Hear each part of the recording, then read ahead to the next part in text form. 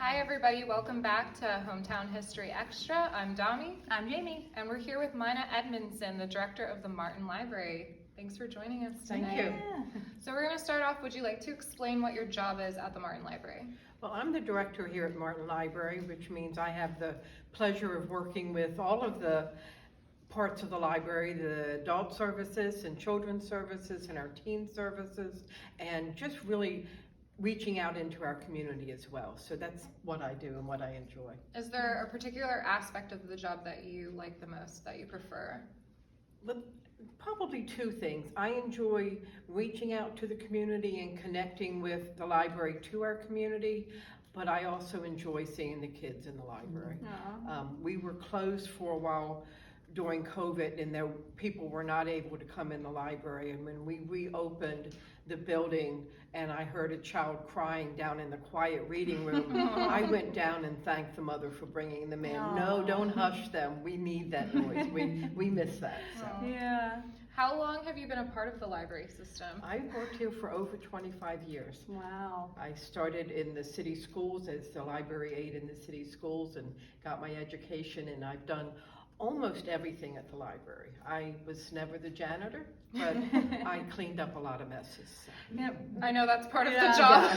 So I asked Domi earlier, how did she find herself, being a librarian? Like, even for me, I have to think, how did I get here? How did I start making videos and writing blogs? Like, where was my love of history born? What made you start working in the library? Well, books were always a comfort place for me. That was a place where I could go and find comfort, and I went through a period of time where my marriage fell apart and I was needing to find a place that I could myself feel safe, and I found the job at the library working with the students in the city schools.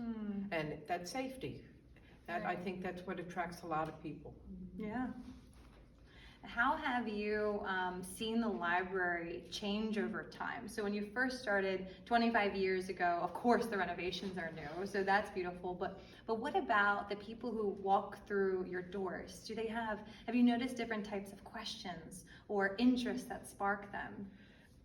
25 years ago, we were mostly about the books, and people would come in with their reference questions and the research would be done. Over the years, we have the ability now that people can do some of the research on their own, but we also have the ability to give them access to real information. When we first started and when you were first working here, it was sort of the information was locked up and the librarian had to get it for you. Now we're providing the databases so that the community can access that information themselves. But we can help you find out which information is good information and which information is not. But also just the change in the community, the children that are coming into the library, on a daily basis, the adults that are coming in, their needs have changed. Their information needs have changed. When my students, I teach 9th and 10th graders, and I allow them a lot of autonomy with research projects, because a part of it is I just want them to find something in history that they like, and then they could leave my class having, gotten into the skills of researching and writing, but it's just, really, they were curious and they had questions. Have you ever had someone that came into the library that had a question that you were just like, what made you think of that? Like, what inspired you to research that?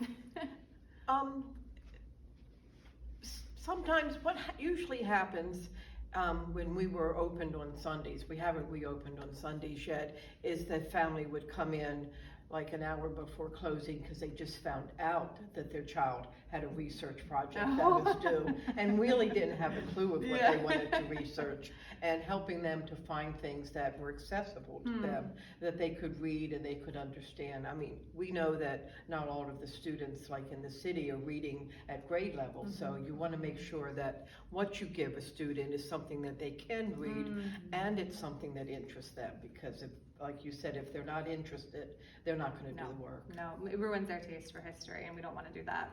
Yeah. No. Well, when we were preparing for this interview, we asked you to provide us with a book list of things that were checked out the most and how many books were checked out. Do you want to talk a little bit about that? Well, looking through the list of the most recent list, the books that have had the most holds on them in the last year. There's one author who, of our top 15, she had 5 of the top 15 books on hold. She is a she's a TikTok personality. She shares her books, snippets of her books, and talks about her books in TikTok, which, you know, sort of gets that interest with people.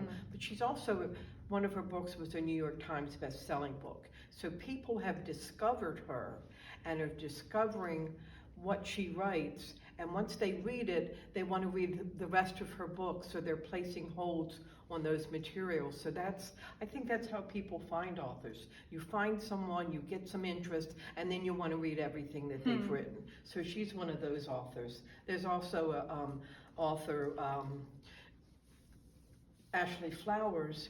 And I just started a book of hers today. Just today. And she, she's a nerd of program.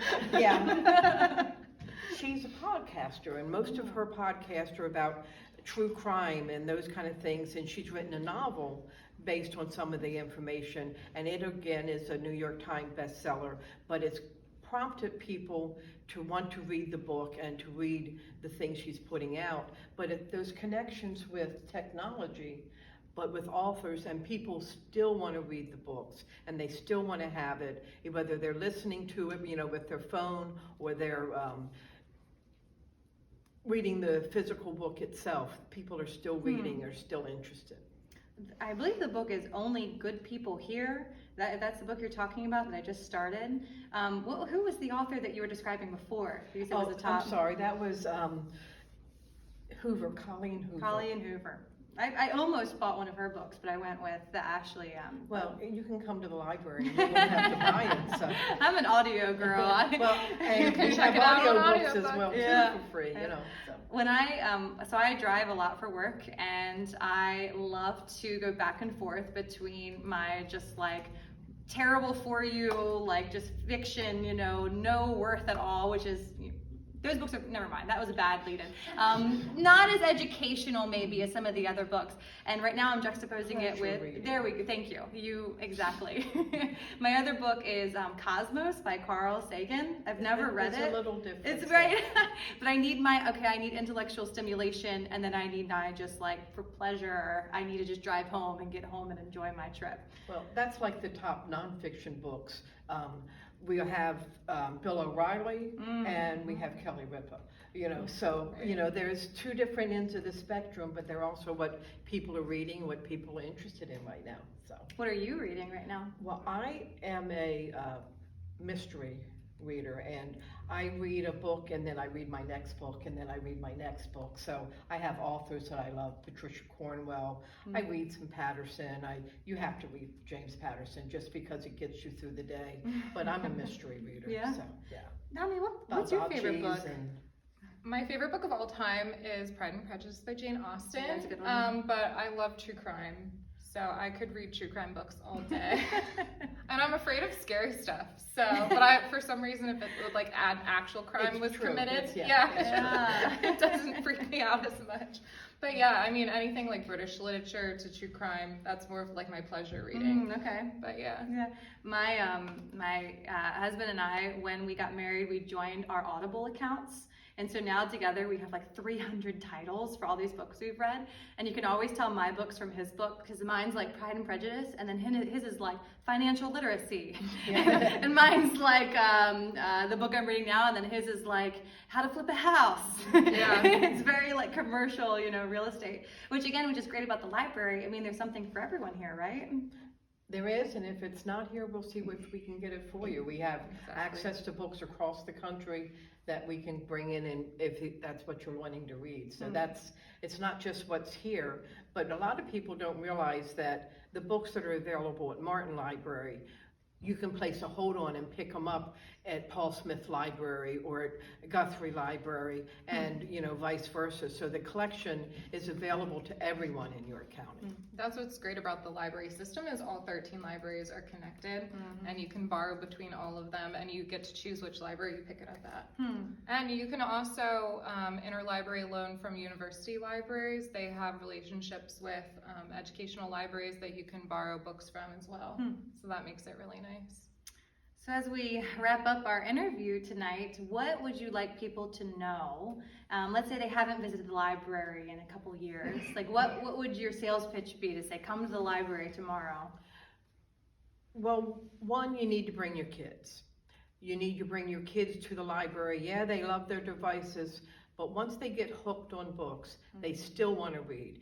Our parents are dragging out bags of books when their children come in the library. To our teen area, it's absolutely amazing what we've done to be able to reach out to the teens in our community. We had a program yesterday for the fall that we had almost 60 teens through our building participating in our program. And what we do is we want to get books and literature and build the literacies of our children. And when I leave here, I'm going to the York City Trunk or Treat because we're handing out books to children for the community. Oh, I love that. I love it so much. Well, thank you for joining us tonight. We are super appreciative, so thank you very much. Thank you.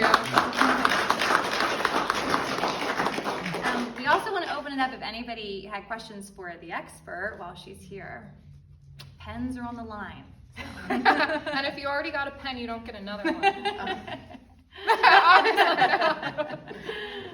I have a question. If you're enticing the younger children, Jamie had mentioned that she likes to jump back and forth from a nonfiction book to, I don't know, she called it worthless book. No, I said pleasure read. Okay, but I kind of disagree. Editing that part. Because as far as developing my writing skills, I find that the fiction books I pick up better ways to write from fiction books than I do from nonfiction books.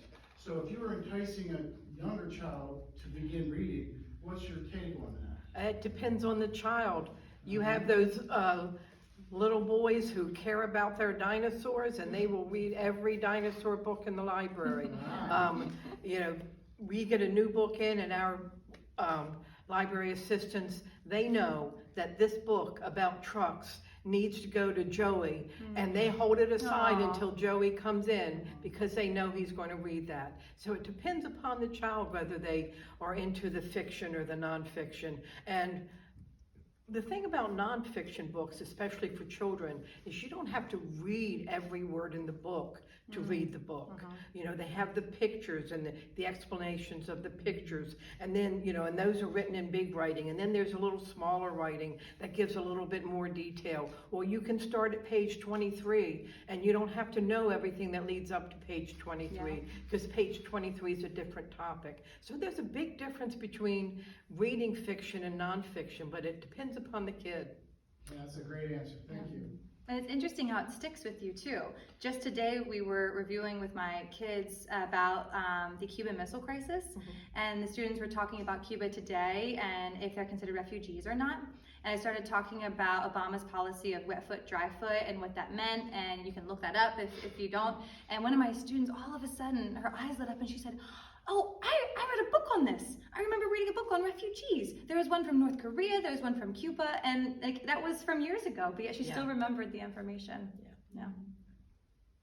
How many copies of the Harry Potter books do you think you guys keep at one time? Bunches. And they're not just in the children's room, they're in the teen department and they're in the adult collections as well. So they are throughout the library. You don't have to go seeking them or feel embarrassed to have to go into the children's department to find your Harry Potter. The question was, will I have to fight to get a Harry Potter book? And the answer is no. It seems like they're everywhere. Plenty of copies. Yeah. How are books selected that are brought into the library system? I didn't. How are books selected that are brought into this library? The question is, how are books selected to get into the library system? Our librarians do the selection. They're trained. They know the needs of our community. They look at what the needs are and they make selections based on that. And we do have a very involved collection process. And I will say, from someone who went to college to be a librarian, there's literally a class that teaches you how to choose materials for your library. So all of the librarians that are making those decisions are really well educated on what to get for the library. Yes. Considering that question, was there ever any kind of like book burnings or any major political strife that your library has gone through to purge any type of literature through the years? The question was, has there been any level of censorship on what books aren't allowed to come into the library? Removed from your library, or removed, like book banning? York County Libraries has not experienced that purge of libraries. Some of our communities around us have experienced that, and Martin Library has really proudly been able to say that we have a very strong collection that represents our entire community. Yeah, awesome. Yeah, exactly. Applause to that. Yeah, because book banning and censorship is a huge hot topic right now, especially in York Central School District. Elizabethtown right now is trying to ban a book, a teen book. So, yeah, libraries don't Free the believe- books. Yeah, libraries don't believe in censorship. Great. Well, thanks, and thank you so much. Thank That was you. I awesome. appreciate Yeah, it. it was great.